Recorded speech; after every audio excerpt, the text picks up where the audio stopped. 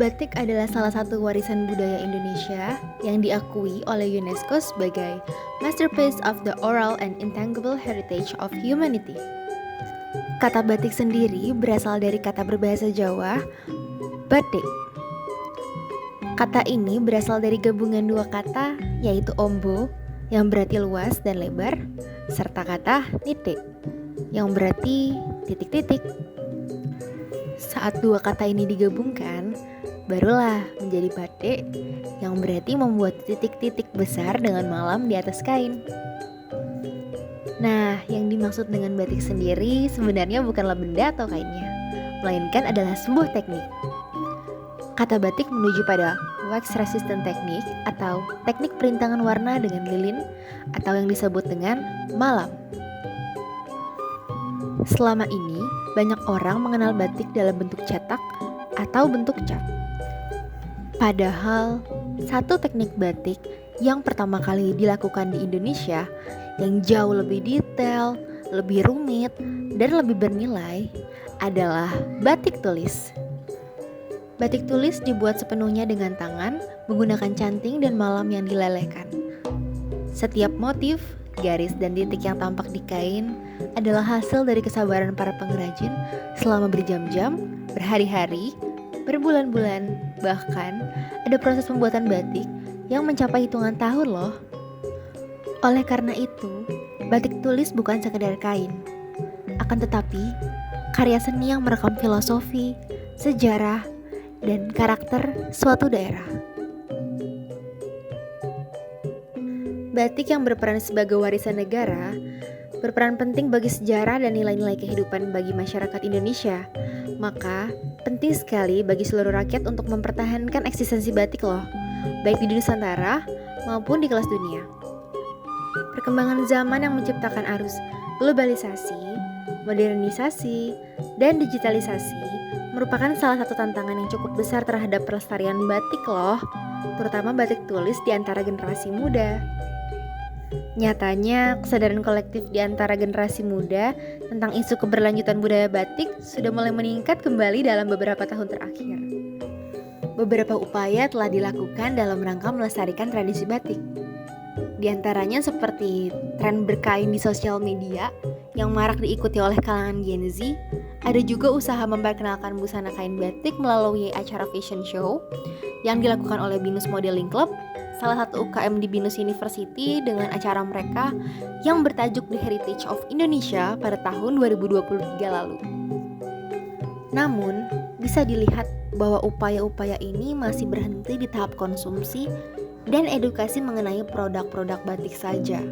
Sedangkan motivasi untuk turut serta menciptakan batik tulis sendiri masih terbilang sedikit atau rendah.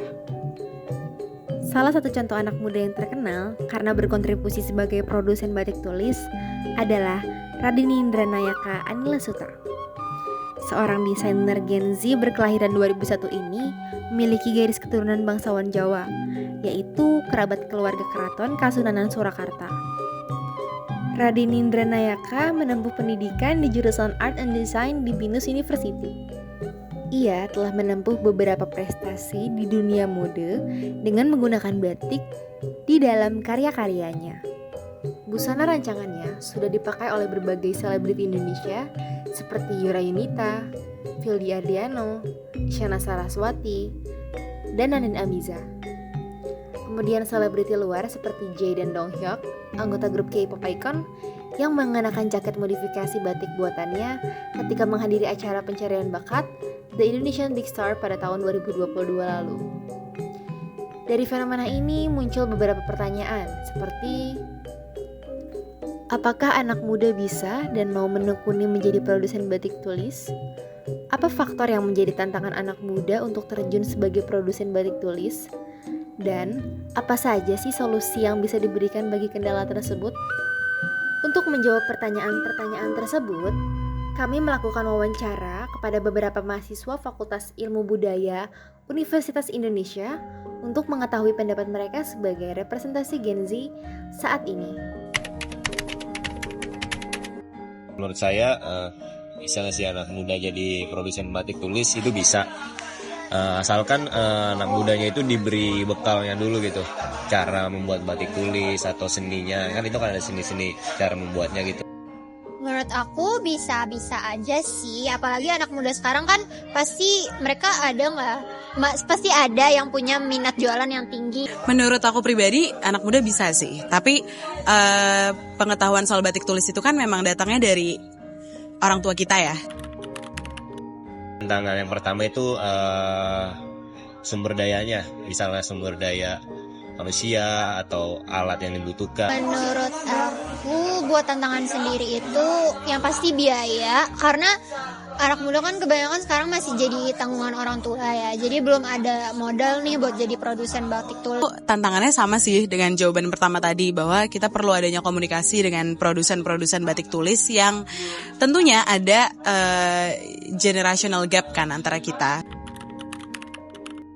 Solusi yang bisa ditingkatkan untuk anak muda bisa menjadi produsen batik tulis itu tadi mungkin lebih ditingkatkan lagi ya, pengenalan akan batik tulis itu sendiri. Mungkin dengan memperbanyak tren-tren yang kayak berkain, dengan tren-tren memakai batik dalam keseharian, itu bisa nambahin minat anak muda dalam menjadi produsen batik tulis. Bisa jadi solusi untuk minat, berarti keinginan mereka ya untuk memproduksi batik tulis sih sebenarnya lebih ke meningkatkan exposure tentang kayak bagaimana mereka sering melihat batik digunakan dalam kehidupan sehari-hari, terus bagaimana fashion masa kini yang sebenarnya sudah termodernisasi masih melibatkan unsur-unsur batik di dalamnya. Melalui hasil wawancara, kami mendapatkan beberapa kesimpulan yang diambil. Para pelajar FIB memiliki pandangan yang optimis terhadap sesama anak muda sebagai produsen batik tulis. Mereka setuju bahwa anak muda sebenarnya mampu dan memiliki semangat untuk memproduksi atau menekuni batik sebagai tradisi dan juga bisnis. Akan tetapi, ada beberapa faktor nih yang mempengaruhi alasan mengapa hingga saat ini belum banyak anak muda yang berkecimpung di dunia produksi batik tulis. Produksi batik tulis dalam skala bisnis membutuhkan modal yang tidak sedikit. Sedangkan anak muda seperti pelajar FIB saat ini masih belum banyak yang memiliki modal cukup.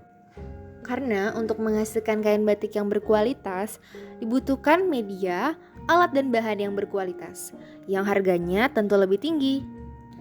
Yang kedua, komunikasi dan sumber informasi terutama di area perkotaan jauh dari sentra-sentra produksi batik. Agar anak muda mempunyai keinginan untuk melanjutkan keahlian membatik sebagai tradisi warisan Indonesia, maka mereka harus mengetahui mengapa mereka butuh melakukan hal tersebut. Dan untuk itu dibutuhkan komunikasi dan edukasi dari orang-orang yang memiliki ilmu lebih banyak tentang batik. Banyak generasi muda yang belum mengetahui apa saja nilai yang terkandung dalam batik yang perlu dijaga dan dipertahankan. Sehingga memunculkan juga tantangan lainnya, seperti poin 3, yaitu keterbatasan sumber daya manusia di kalangan anak muda. Maka ada beberapa solusi yang dapat diambil untuk meningkatkan kesadaran generasi muda terhadap batik tulis, seperti memperbanyak edukasi yang mendalam tentang tradisi batik dan praktik pembuatannya. Hal ini dapat dilakukan dengan mengadakan pameran-pameran batik di sekolah, di kampus, dan juga untuk masyarakat umum. Bisa juga dengan memanfaatkan perkembangan teknologi yang semakin dinamis seperti virtual reality atau VR yang dapat memberikan pengalaman membatik secara visual. Dengan melihat langsung bagaimana cara pembuatan batik dan nilai-nilai yang terkandung, dapat meningkatkan ketertarikan anak muda terhadap produksi batik tulis meskipun secara VR. Yang kedua, ada meningkatkan exposure batik di dalam keseharian anak muda dengan menunjukkan bagaimana batik dapat digunakan sehari-hari. Contohnya seperti pada penggunaan hashtag berkain di sosial media. Dan yang ketiga, dengan mempromosikan batik sebanyak-banyaknya sebagai mode busana yang relevan dan bernilai tinggi. Masih banyak anak muda yang beranggapan bahwa batik merupakan busana yang formal serta kaku. Padahal sebenarnya batik juga dapat dikreasikan loh, menyesuaikan dengan model-model tren masa kini, menjadi busana modis yang ekspresif sebagaimana ciri khas Gen Z. Berkolaborasi dengan brand fashion modern juga merupakan pilihan yang bagus, pastinya akan digemari oleh anak muda. Setelah memahami tantangan atau mencari keterbatasan yang dialami mereka sebagai Gen Z terhadap batik tulis, kita dapat mengidentifikasi apa yang perlu diperbaiki atau ditingkatkan untuk menginspirasi dan mengupayakan pelestarian warisan Western Nusantara ini.